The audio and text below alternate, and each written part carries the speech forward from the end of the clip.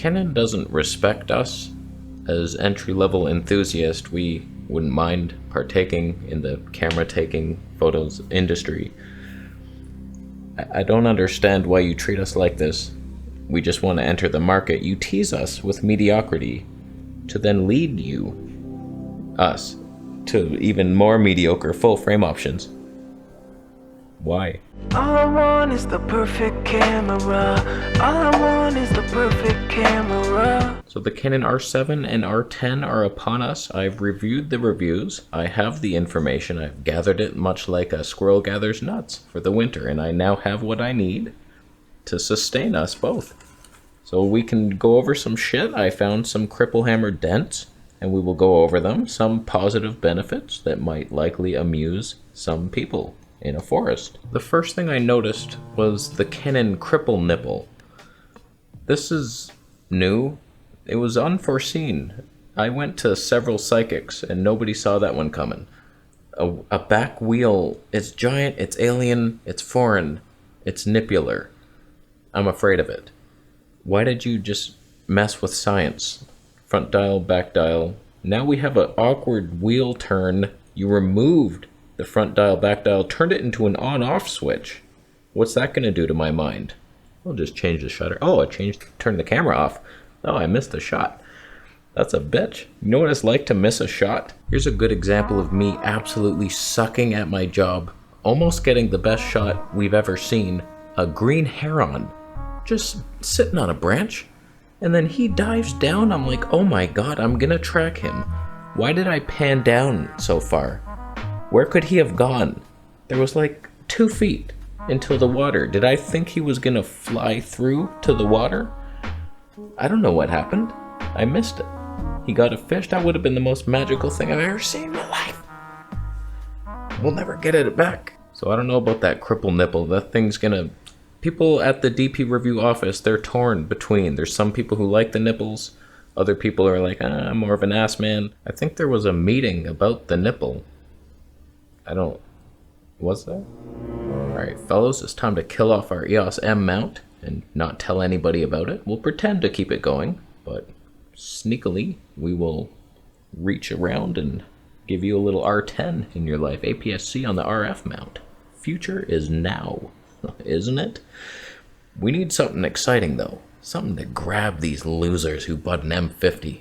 Teach them that the R10 is the new now. What do we got? Anything? Well, since the aps-c sensor is so much smaller than full frame, let's just double the specs of our R5. Put like a powerhouse into a tinier camera. Super IBIS. There's so much room to move in that mount. Like 15 stops at IBIS. 4K 240p. Faster everything. Let's just do it. Full frame pro aps-c camera. Yes. Listen, Derek, you have a bit much coffee this morning? Calm down on those thoughts. This is an aps-c entry level kind of thing here. Are you new?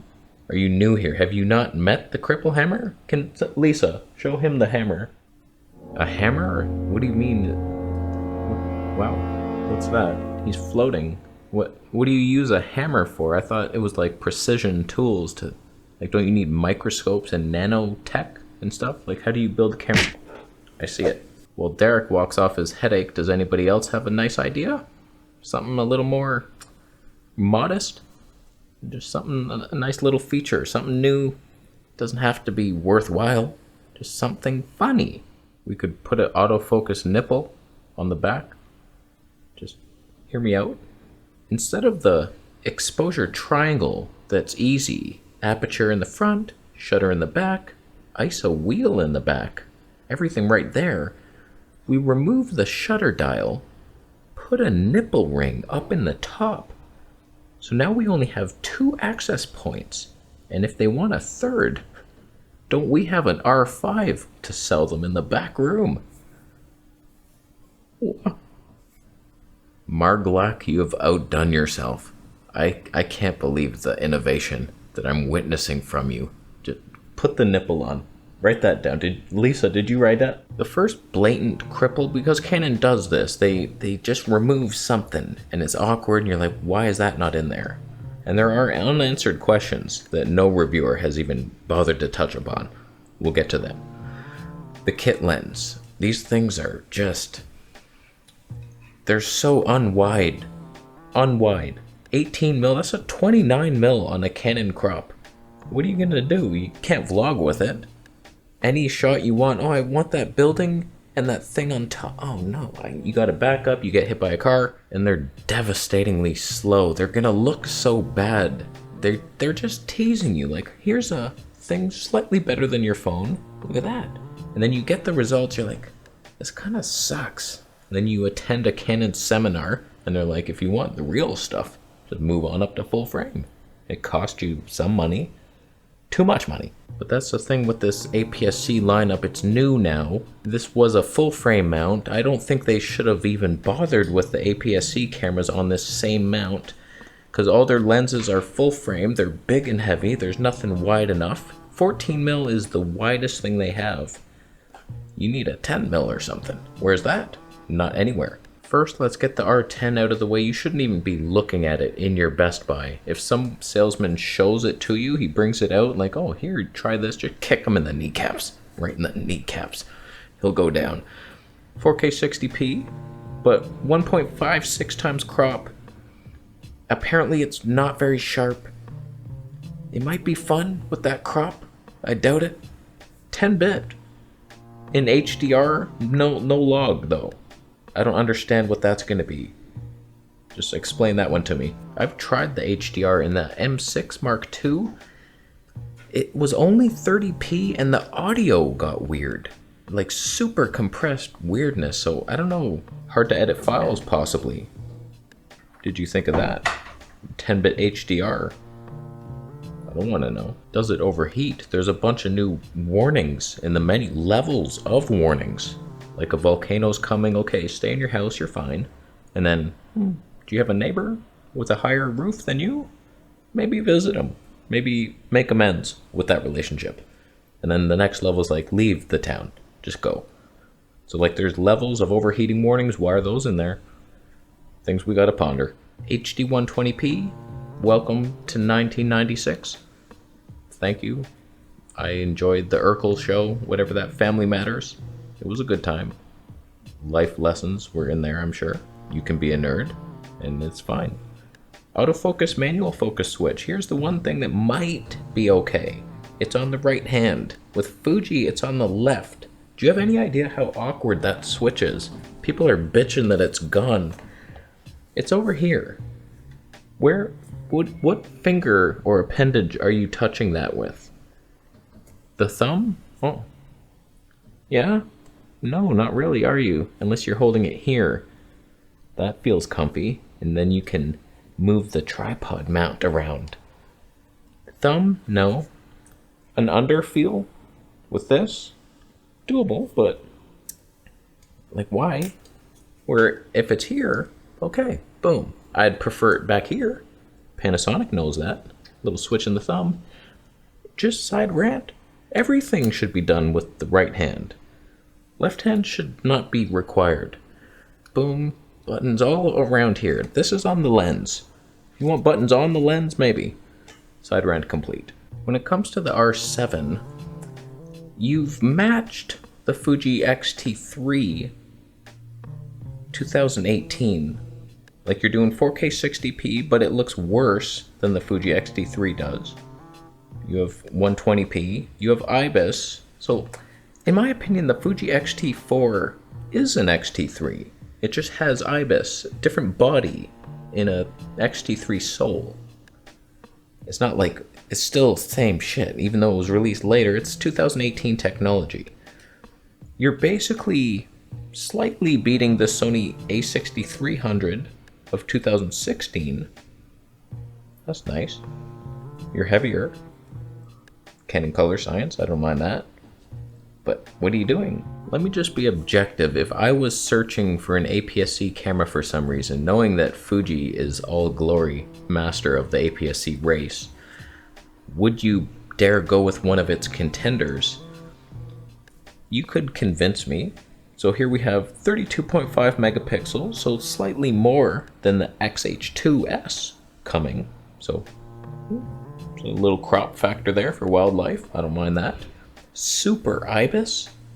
Yeah, apparently it looks really nice, I think. With telephoto glass, sync stabe. Not bad, not bad. 4K 60. Now here's where things get weird. It's either line skipped or 1.81 times crop. If we're comparing crop factors here, this could get interesting fast. I forget which lens I tested all this shit on. I think it was the 100 to 500. Don't quote me on that. But with Canon's 1.6 times aps-c crop, in addition to this 1.81 times crop, we're 2.9 times crop now. 1448 mils on that reach. We're talking heat distortion. I don't mind it. If you go into active stabe, digital stabe, 1592 mils. What if you dared reach into enhanced stabe? In 4K 60p, we're talking less than a 1-inch sensor now, 2070 mils. Now you're seeing heat in front of your bird, knowing that he's warm, and you're comforted by that. I would be. I like heat. Just a little side note, I've noticed that the farther an animal away, I should start again. The farther an animal is from you, the worse it looks. Even if you have like the best lens, you cropped in tight. I just notice on my XT4, when something's really far, just don't even film the thing. Unless it's a Bigfoot. That's why, probably. Like every time, I'm just like so disappointed in my Fuji footage sometimes, and I'm like, I guess it's just because it was so damn far away. And then something close comes to you and you're blown away again. You're like, holy shit, that is sharp. Fuji, wow. How do you do it? How are you doing this? So just don't go for this hack here. This crop, this super crop, you're thinking, oh, that's a good thing. It's not. It never is. It's just smaller sensor, worse look. Don't do it. The major concerns I'm having are the files hard to edit? Because it looks like it's 10-bit 422, same type of shit as the R5. Those scare me. I can't even play those files. So I don't care that it's aps-c. Maybe they're smaller and less mean, but they're mean, those files. $14.99. Do you have any idea how many Canadian dollars it takes to make that much US dollars? Like way too many. Like 200,000 of them. It's got C-Log 3, but impossible to edit most likely. Not backside illuminated sensor. We're talking old tech. HD 120p, we're not pushing the bar on 240 frames yet. Fuji X-T4 did it back in whatever that year was. It was a bad year for all of us. I don't know, man. It's a hard sell right now. I'm just thinking R7 with the 100 to 400. Ultra cheap and budget wildlife. You'd get some results. Super crop on that thing. That scares me. 1.81 times crop. And it's not like sharp. It's worse than the Fujis already. It's 2022 now. And the XH2s isn't even out yet. I'm not sure why they're even doing this right now. They don't have really like aps-c lenses for vlogging. They're not wide. Decent for telephoto. I haven't seen the results myself, but you would think you could get some shots. Animal eye detect, I like that. I'm not like blown away by the specs. And does that matter? Does it mean you're not going to get like maybe the 4K 60p? Okay, it's worse than 4K 24p, but is it good enough for YouTubers? Maybe, probably. I just think if you want this type of spec, you go Fuji X-T3 even, and then a bunch of lenses at your disposal. So it's like boom. And then there's the Sony aps-c lineup, which they're less innovative. They haven't updated it since the A6300 really. They're just adding autofocus algorithms and color science, but no, like it's still 4K 24p 8-bit. It hurts. But like that ZVE10 is so light. And there's rumors of stuff coming, light stuff. And wow, I don't have them. What are you talking about? So I don't think these are bad cameras. I've insulted them both heavily and unnecessarily, but I don't think they're bad because they're cropped sensors. You can get Blackmagic 4K sensor, micro four thirds, but it's like equal to full frame dynamic range, better than the Canon RP dynamic range in video. Talking micro four thirds. I don't think it's the sensor size that matter, it's the heart and the caring that you put into the codecs and the film grades and the logs. Because Blackmagic is all about that film look. So tiny sensor, they're squeezing everything they could out of it, blood out of an orange. But like full frame Canon RP, they cripple everything. There's no log. It's gonna look cheap. So it's not only, oh, they're sensors. It's a crop sensor. It's not professional. It could be. It isn't. The Fuji XH2s might be. But these are the same basic moves we keep seeing from Canon. They're half-assing this release. It's like, here you go. Here's what we used to have in our Rebel lineup. Mirrorless now. And it's probably a little better, but there's the incremental movements and the pricing, and just the nastiness of the toniatures. 6.3 on a kit lens. Should be in jail. Still, should you find you need one through my affiliate links, they will be provided to you. I have warned you, but you might get a shot worth keeping. You won't get a swan chasing a goose away from its territory in terrible jerky ibis with like long distance heat exposure, but I got the shot. Thanks, Fuji. Could Canon have done that better? Probably. Probably a lot better. They could have autofocused on them. I'm going Canon. Next video, why I switched to Canon aps-c for my entire needs. Wow. I'm gonna leave. How you doing? Subscribing? Camera conspiracies? Fuck. Alright, I'm gonna leave.